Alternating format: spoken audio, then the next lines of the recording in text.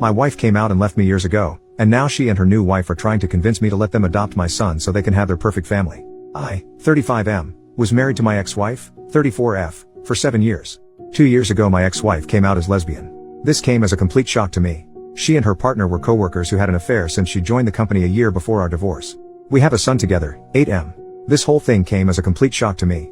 I was heartbroken and devastated. I felt betrayed as I had spent 7 years of my life with this woman and it all felt like a lie now. When I confronted her she told me that she had to live her truth and that she tried to suppress her identity because she didn't come to terms with it till she met her partner.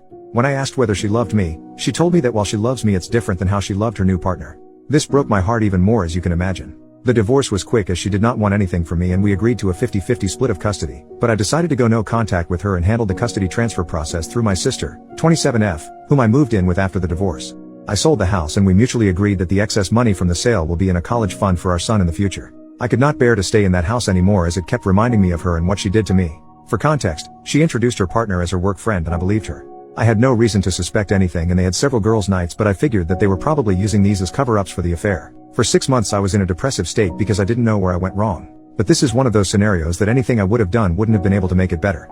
This made me even more depressed and the fact that all the vows and little things that she said at our wedding were all just lies trying to keep up a ruse made it even worse.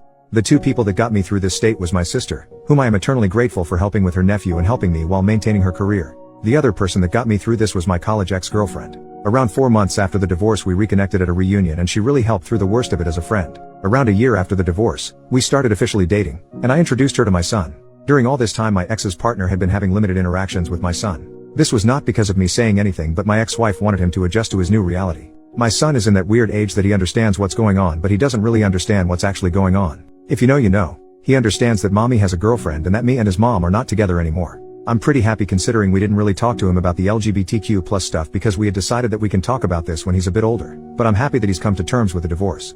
Around 8 months ago, my ex said that she was officially moving in with her partner and that she was engaged.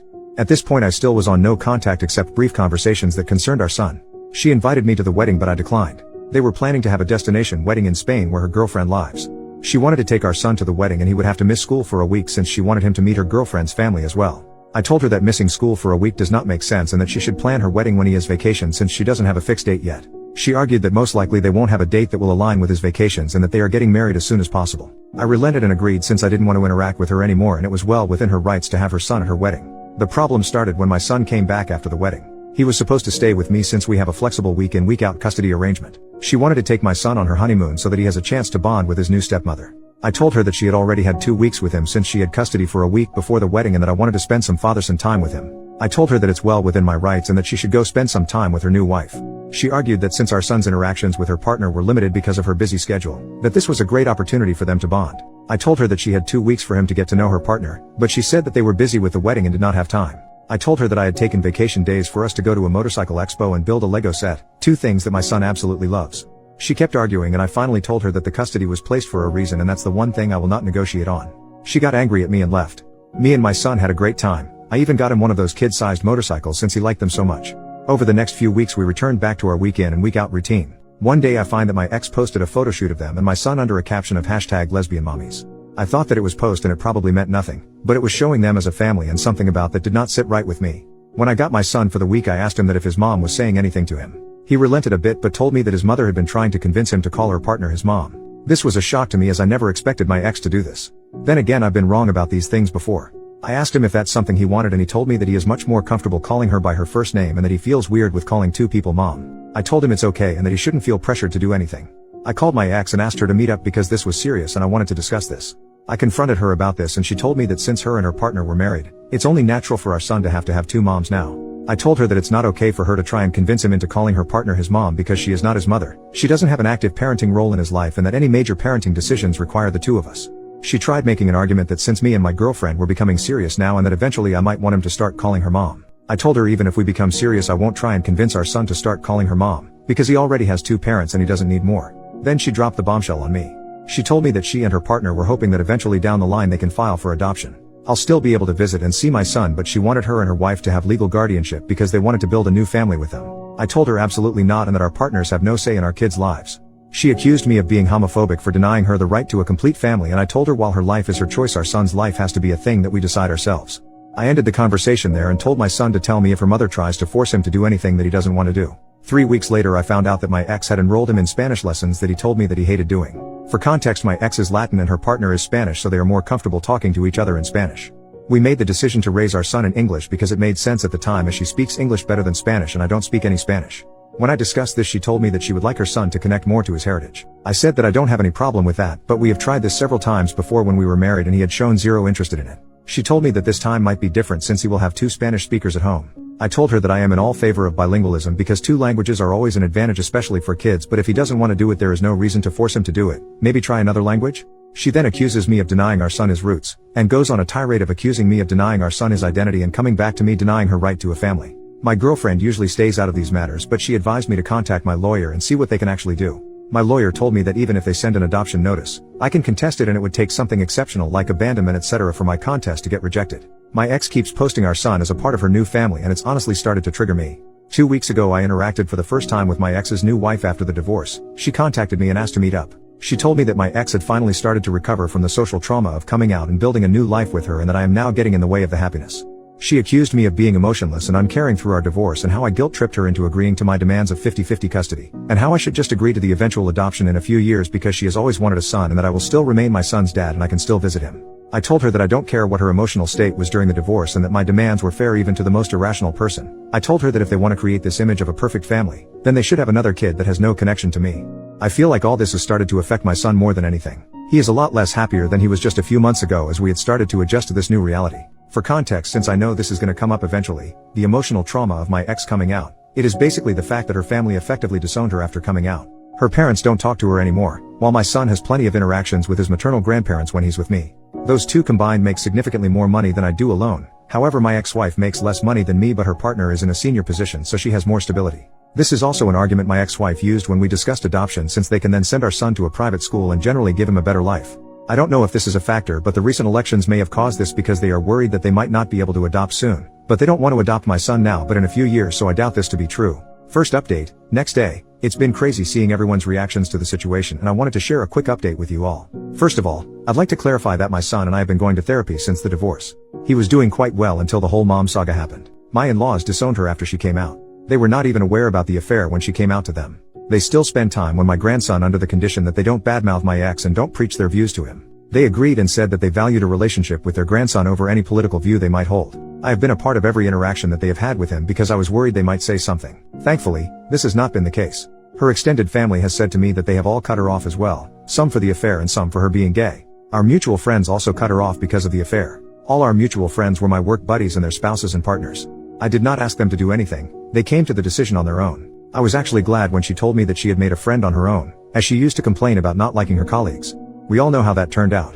I'm pretty sure they're not planning to skip the country. I have all my son's documents and we decided it during the divorce because she was still figuring out where to go, and since I was moving in with my sister, the chances of them getting misplaced were low. I have also had no demands for any documents and she returned the passport to me when we came back. The whole adoption thing probably stems from the fact that my son has a very close relationship with his mother. The only times he has really complained to me is when she asked him to call her partner mom and that she was making him do Spanish classes that he did not want. We did everything for him equally during our marriage, but I had to travel out of state to my parents frequently during COVID because they were sick with pre-existing conditions and couldn't take care of themselves.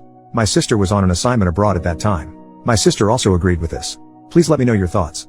I listened to people and contacted my lawyer, who is also my friend, this morning. He told me the same thing as last time and that it would take something really unusual for the adoption process to go through like child abandonment. He also said that there are a bunch of idiots that have no idea how the law worked. He also told me that if the whole "we want to adopt him" is a real thing and if she is talking crap about me to my son and I could prove it, I could get custody. This has not been the case, as I've not heard my son say that his mom says bad things about me.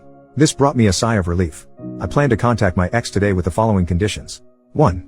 We both install parenting apps and document all interactions. 2. No more mention to me or my son regarding adoption or calling her partner mom. 3.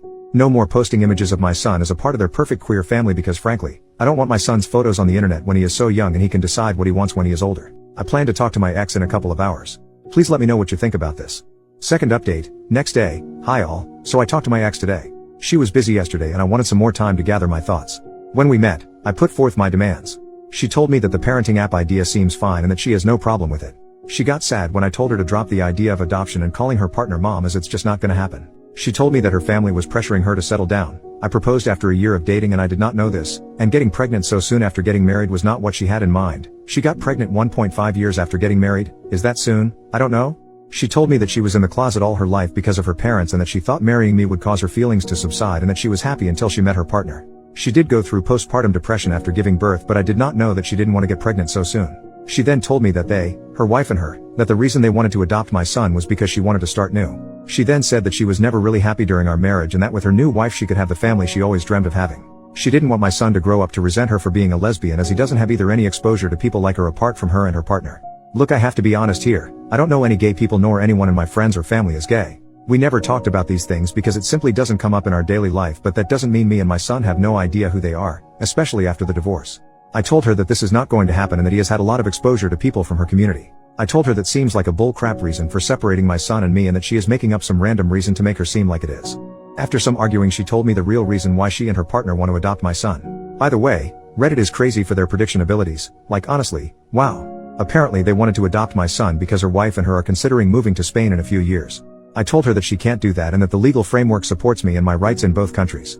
She told me she knew this and that's why they wanted to get me to sign adoption. I told her that she was crazy, that she in no way is able to do this, as she still need my permission to take him out of the country as when she did when they got married in Spain. I also read a comment yesterday on the update and researched a bit on the laws regarding this, so I know this is not happening. She told me again that they have done their research, that this was to see if I would agree. In case I agreed they would consider moving, and in case I don't they won't, because she doesn't want to be separated from my son. I again emphasize that this is not going to happen and that if she tries anything or says anything to my son, I will sue for full custody. She got sad again and told me that they wanted to check with me first. I told her, in what world would you expect me to give you and your wife full custody? First you divorce me, leave for me a woman, and then expect me to sign over my child and act like nothing happened. I told her from this point on we will document everything, every interaction we have, and that if I even get a whiff of you trying to pull something I will sue for full custody. She got a bit scared at the idea of losing full custody. I guess she didn't really consider me doing that and she agreed. I then told her not to paint this picture of a picture-perfect queer family that they are trying to do, because that is not going to happen.